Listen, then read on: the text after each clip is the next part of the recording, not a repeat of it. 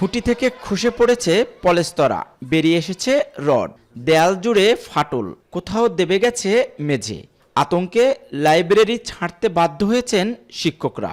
এমনই ভয়াবহ চিত্র আঙ্গারিয়া বালিকা উচ্চ বিদ্যালয়ের। 1987 সালে প্রতিষ্ঠিত আধাপাকা টিনশেড ভবনটি এখন প্রায় কঙ্কালসার।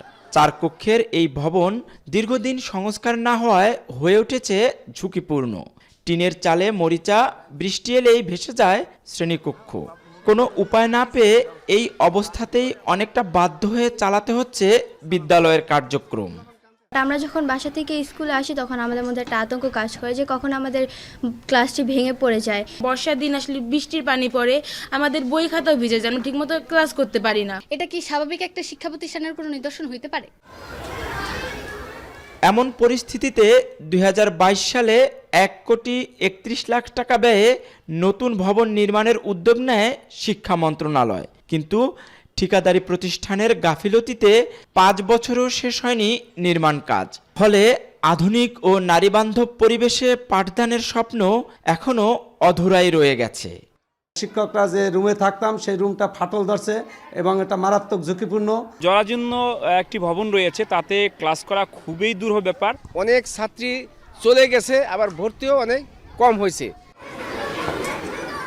নির্মাণ কাজে বিলম্বের জন্য ঠিকাদারের অবহেলাকেই দায়ী করছে মাধ্যমিক শিক্ষা প্রকৌশল অধিদপ্তর।